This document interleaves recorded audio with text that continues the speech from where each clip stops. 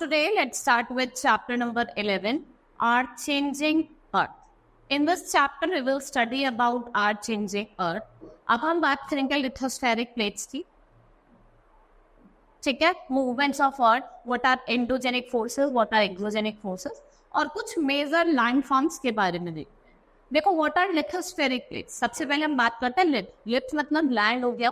Lithosphere की हम बात करेंगे, it is the fact which is the crust of the earth which is called lithosphere. इसको हमने डिवाइड करा है डिफरेंट बिग और स्मॉल प्लेट्स में, जिसे हम क्या कहते हैं, lithospheric plate.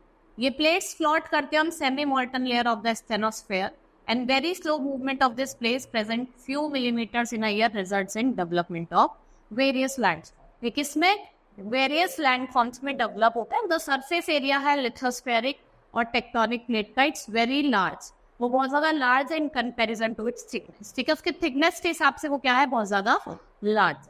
The movement of the tectonic plates can cause changes on the earth surface, और जो मार्जिन एंड प्लेट्स का वो बहुत ज्यादा इंपॉर्टेंट है। ठीक है, फॉर एग्जाम्पल जैसे आपका वोल्केनो हो गया, earthquake, faulting, mountain formation, ये अकर करता है along the margin of the plate। कहाँ पे अकर होता है, margins of the plates पे अकर करता है। Now movement of the earth, देखो जो molten magma है और other forces है जो active रहते हैं inside the earth, ये several changes करती है earth crust में। ये changes होते हैं, ये gradually होते हैं। कैसे होते हैं, gradually। And the force that affect the earth crust are divided into two categories, that is endogenic forces and exogenic। Endo मतलब जो बाहर अंदर से लग रही है, और जो एक्सोजेनिक जो बाहर से लग रही है। ठीक है, what are endogenic, it's a combinations of two words, endo जिसका मतलब इनसाइड और जेनिक मतलब ओरिजिन, मतलब जो ओरिजिन हो रहा है वो कहाँ से हो रहा है, अंदर से हो रहा है। एंडो अंदर, the forces which act inside the earth हम एंडोजेनिक फोर्सेस कहते हैं। ये स्लो मूवमेंट करते हैं, जिन्हें स्लो मूवमेंट्स को क्या कहा जाता है, that is diastrophic force। क्या कहा जाता है, diastrophic force कहा जाता है। and they produce sudden movement, slow movement forms continents and mountains। देखो slow movement से क्या होता है, आपके mountains forms होते हैं, continents form होते हैं। वही sudden movements होती है, उससे क्या होता है, earthquake, volcanoes और mass destruction होता है surface of the earth। क्या होता है, mass destruction। अब हम बात करेंगे स्लो मूवमेंट। लिथोस्फेरिक प्लेट्स में जो स्लो मूवमेंट होती है उससे क्या होता है, फॉर्मेशंस होता है माउंटेन्स का। और ये जो मूवमेंट्स होती है ये वर्टिकल भी हो सकती है और हॉरिजॉन्टल भी हो सकती है। ठीक है ना, वर्टिकल मूवमेंट से क्या होता है, अपलिफ्ट और subsistence of the earth surface. इससे क्या होता है, प्लेट्यूज और वैलीज मतलब बर्ड्स देते हैं, या आपको फॉर्मेशन दिखेगी प्लेट्यूज और वैलीज। हॉरिजॉन्टल मूवमेंट ये रिस्पॉन्सिबल होते हैं फोल्डिंग और फॉल्टिंग के लिए। एंड ये क्या कैरी करती हैं, जो हॉरिजॉन्टल मूवमेंट्स होती हैं ये क्या क्रिएट करती है, रिफ्ट वैली क्रिएट करती है। They create rift. Both horizontal और vertical movement they are cause, किसकी वजह से होती है, दोनों डायस्ट्रॉफिक फोर्सेस की वजह से। और ये बहुत ज्यादा स्लो होती है, और जो इनका इफेक्ट है वो आपको बहुत सालों बाद दिखाई, after thousands of year. Next is sudden movement. What are sudden movement, जो क्रस्ट ऑफ द अर्थ है वो एक्सपीरियंस करता है सडन और वायलेंट मूवमेंट, जिससे आपका वोल्केनोज और अर्थक्वेक का फॉर्मेशन। स्लो मूवमेंट से क्या फॉर्म हो रहा है, आपके कॉन्टिनेंट्स, ओशन से अब आपके प्लेट्यूज और वैलीज हो रहे हैं। वहीं अगर हम सडन मूवमेंट की बात करें तो किसका फॉर्मेशन होता है, अर्थक्वेक और volcano. First is volcano. Volcano क्या है, volcano is a vent or crack the earth crust through which molten material erupts suddenly. Volcano has been derived from Italian word volcano, after Vulcan, Roman god of fire, hole through which volcanic eruption take place, और gases at streams जो rocks हैं what they come out, किसके through बाहर आते हैं, went के through. देखो ये हमारा क्या होता है, वेंट होता है। तो ये जब इरप्ट होती है तो वेंट के थ्रू कहाँ आती है, बाहर आती है, इरप्ट होके कहाँ आती है, बाहर की तरफ आती है। ठीक है, नाउ देखो एंडो मतलब इनसाइड और आउटसाइड मतलब होता है आपका एक्सो, और जेनिक ओरिजिन होता है। तो दोनों क्या बने, एंडोजेनिक और एक्सोजेनिक। अब टाइप्स ऑफ वोल्केनो, वोल्केनो को हमने 3 टाइप्स में डिवाइड करा। कौन कौन से होते हैं, एक्टिव, डोरमेंट और एक्सिट। एक्टिव जो क्या है, एक्टिव है, फ्रिक्वेंटली भी अभी थ्रू आउट कर रहे हैं क्या, आपका लावा, गैस और एशेस, इन्हें हम लिविंग वोल्केनो कहते हैं। और आपका स्ट्रैम्बोले जो हो गया और एटिना हो गया, ये आपका क्या है, these are active word. Next is dormant, भाई इरप्ट नहीं हुए हैं, हो सकता है आगे आने वाले फ्यूचर में वो इरप्ट हो। ठीक है, हम स्लीपिंग वोल्केनो कहते हैं, जिससे आपका किलिमंजारो जो आपका अफ्रीका का है, it's a dormant world. Next is and still, not yet erupted, और हो सकता है वो कभी इरप्ट ना भी हो, कभी एक्टिव ना हो, जैसे माउंट केन्या अफ्रीका और माउंट एकांका हुआ। जो माउंट एकांका हुआ वो साउथ अमेरिका में है और केन्या कहाँ है आपका अफ्रीका में। Which types of volcano these are extinct volcano। Now distribution of volcano, अब हम डिस्ट्रीब्यूशन की बात करते हैं तो most of the volcano occur near the earthquake belt around the young fold mountain. ये दो बेल्ट्स में होता है, सर्कम पैसिफिक बेल्ट और आपका मिड वर्ल्ड माउंटेन बेल्ट। ये most of the active volcano और हाई वोल्केनिक कोर्स ये आपको सर्कम पैसिफिक बेल्ट में दिखते हैं, और मिड वर्ल्ड माउंटेन जो बेल्ट होती है ये कॉन्टिन्यूअस नहीं है, इसका एक वोल्केनिक जोन होता है जैसे आपका एल्प्स और हिमालय। और जो आपका वोल्केनिक इरप्शन होता है इससे हेवी डैमेज होता है ह्यूमन की लाइफ को भी और प्रॉपर्टी को भी। नाउ अर्थक्वेक क्या है? दे आर ट्रेमर्स और vibration inside the crust of earth, the point in the interior of the earth from where the earthquake tremors originate, जहां से वो ओरिजिनेट होता है उसको हम क्या कहते हैं? Seismic focus. It is known as seismic focus. ठीक है, and the earth surface vertically above the focus, उसको हम एपिसेंटर कहते हैं। An earthquake is measured with the help of an instrument, जिसे कहते हैं seismograph, and it is a science of study of earthquake. Science of study of earthquake को क्या कहता है? Seismology. It is known as seismology. Now measuring earthquake, हम magnitude नापते हैं Richter scale से, and this scale was invented by 1935 एक US के seismologist थे Charles F. Richter.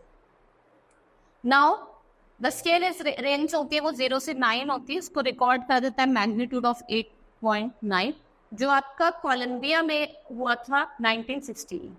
कब हुआ था? 1916। Next is types of earthquake. देखो अलग होते हैं, P waves, primary, S second wave, और एल हो गई आपकी long waves. First we will see about the P wave. Primary और पुश वेव कहते हैं deep below the ground travel करती है रॉक्स और स्ट्रेच करती है सीक्वेंस ऑफ रॉक पार्टिकल्स। ठीक है, सीक्वेंस ऑफ रॉक पार्टिकल्स को। और जो ये एस वेव होती है जिन्हें हम सेकेंडरी और शेक वेव्स भी कहते हैं, ये अप और डाउन मूव करती है और side to side.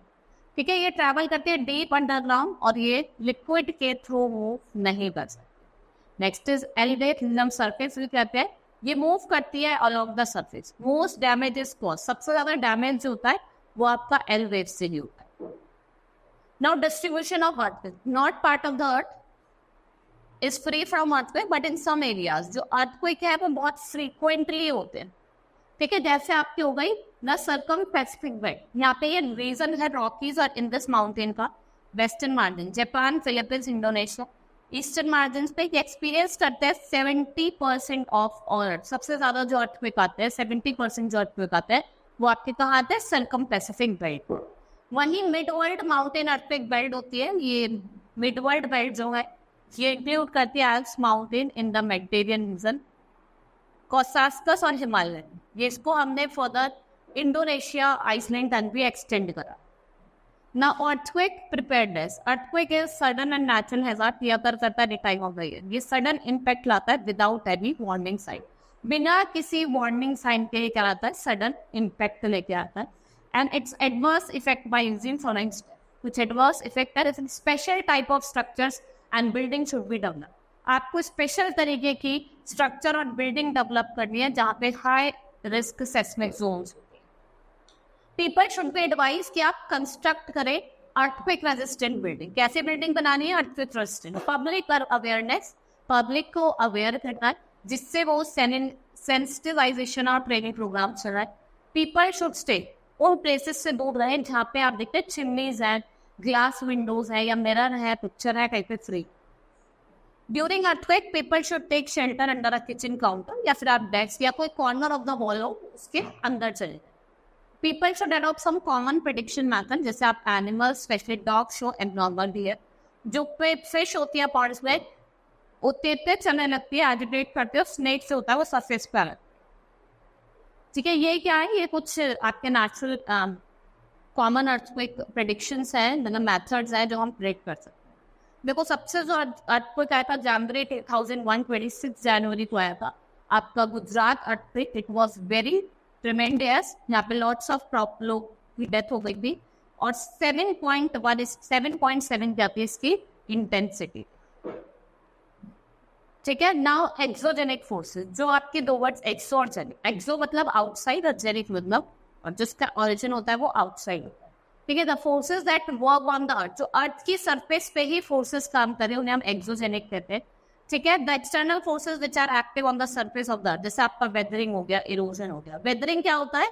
What is weathering? It is a decay और disintegration of rock from the surface of the earth. किसकी वजह से? Exposure of the atmosphere to it. Erosion क्या आइटम? Wearing away of rock by different agents of the surface earth, जैसे कि आपका running water हो गया, विंड्स हो गया, वेव्स हो गया, अंडरग्राउंड। ये जो एजेंट्स हैं इनको हम एजेंट्स ऑफ डेनुडेशन कहते हैं। And eroded material is transported by same agents and the process of erosion, transportation और डिपोजिशन, इसको हम क्या कहते हैं? ग्रेजुएशन। What is gradation? इसका proving common level which is achieve to दो प्रोसेस से हम इनको अचीव करते हैं, degradation and next is aggradation. जब लैंडफॉर्म जो होते हैं वो हाई एलिवेशन पे होता है, उनकी जो हाइट होती है उसको रिड्यूस करा जाता है, इसे डिग्रेडेशन कहते हैं। भाई कोई माउंटेन है, उसकी हाइट क्या हो गई? कम हो गई, तो उसको कहते हैं डिग्रेड। तो क्या हो रहा है? वो डिग्रेड कर रहा है। ठीक है। जब लैंडफॉर्म लो एलिवेशन का उसकी हाइट इंक्रीज हो जाए तो उसको क्या कहा जाता है? एग्रेडेशन। ठीक है। उसको कहा जाता है एग्रेडेशन। एक्सोजेनिक फोर्सेस दो तरीके के होते हैं, वेदरिंग और gradation.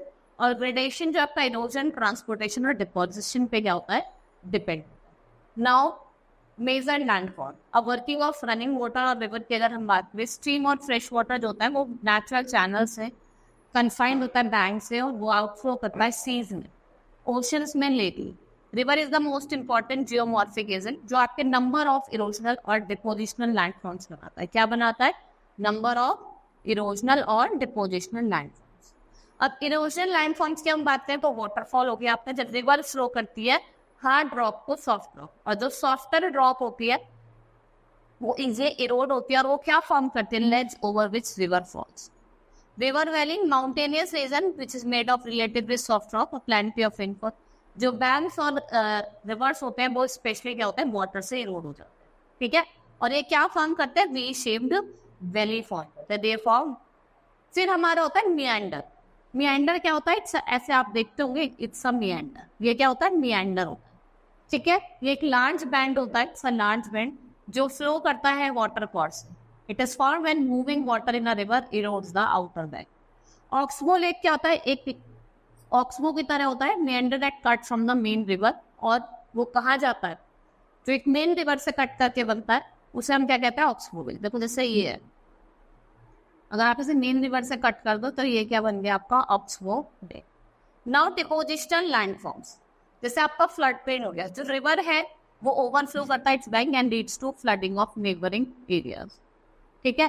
Fine soils other material sediments along the banks, इससे क्या होता है? फॉर्मेशन होता है फ्लैट फर्टाइल फ्लड प्लेन। क्या होता है? फ्लैट फर्टाइल फ्लड प्लेन का फॉर्मेशन होता है। लीवी, जो रिवर है वो also deposit some sediments on along the bank which are raised on higher level इधर साइड, और ये क्या करता है? बैंक्स वो बेस करता है, इससे हम क्या कहते हैं? रिलीज करते हैं। डेल्टा, लास्ट स्टेज होती है जब रिवर क्या हो जाती है? बहुत ज्यादा स्लो हो जाती है। ठीक है। ये can not carry its load more, और वो अपने सेडिमेंट्स को अपने माउथ पे क्या करती है? डिपॉजिट कर देती है। सेडिमेंट्स जो होता है, डिपॉजिट सेडिमेंट्स क्या होते हैं? जो रिवर के पाथ को ब्लॉक कर देते हैं, वो डिवाइड करते हैं रिवर को ब्रांचेस में, और जब रिवर ब्रांचेस में डिवाइड करते हैं उसको क्या कहा जाता है? डिस्ट्रीब्यूट। देखो ये आपकी मेन रिवर हो गई, ये जो आके मिल रही है ये क्या हो गई? ट्रिब्यूटरीज हो गई। What are these? These are tributaries. और जो यहाँ पे आके मिल रही है ये क्या है? आपके डिस्ट्रीब्यूटरीज। जो डिस्ट्रीब्यूट हो रही है यहाँ से वो क्या? आपकी distributaries. These are the distribute. ठीक है। ये ट्रायंगुलर शेप लैंड है जो form between distribution due to deposition of sediments. ये किस लिए फॉर्म होते हैं? जब आपका डिपॉजिट होता है sediment. Now work of sea currents और वेव्स। अब हम कुछ इरोजनल लैंडफॉर्म्स की बात करते हैं। अब हम कुछ इरोजनल लैंडफॉर्म्स की बात करते हैं, जैसे सी केव। एंड अ केव में be developed at the base of cliff which is subjected to action of wave. ये सिलिंड्रिकल टनल के होते हैं, ये आपके एक्सटेंड करते हैं into a cliff. Sea arc, when cavities get bigger and bigger and only roofs of caves is left, और sea arcs are formed. क्या फॉर्म होता है? sea arc। फिर सी क्लिफ, इसमें क्या होता है? वर्टिकली होता है अबव द सी, वो राइज करने लगता है, उसे हम सी क्लिफ कहते हैं। ऐसे now sea stack, what is sea stack? ना सी स्टैक जो सबसे कॉम्पिंग, वहाँ पे क्या होता है? कोलैप्स होता है, ना आइसोलेटेड रॉकी होता है, अब द सी लेवल जो टेरेस होते हैं कट हो जाता है, सम स्टैक है। नेक्स्ट इज डिपोजिशनल लैंडफॉर्म, जैसे आपका बीच हो गया, it's a coastal landform which is formed when sea waves deposit sediment. Bars और बैरियर्स क्या होते हैं? ये एम्बैंकमेंट्स होते हैं and sand formed by sediment through sea waves, ये पैरेलल होते हैं कोस्ट लाइन, इनको हम बार कहते हैं, they are known as bar. A work of glacier, जो ग्लेशियर है वो huge mass of ice which move slowly over a land due to influence of gravity. Glacier जो होता है वो पोलर रीजन में अकर करते हैं जब एल्टीट्यूड जो होता है वो हाई होता है, व्हेन एल्टीट्यूड इज हाई।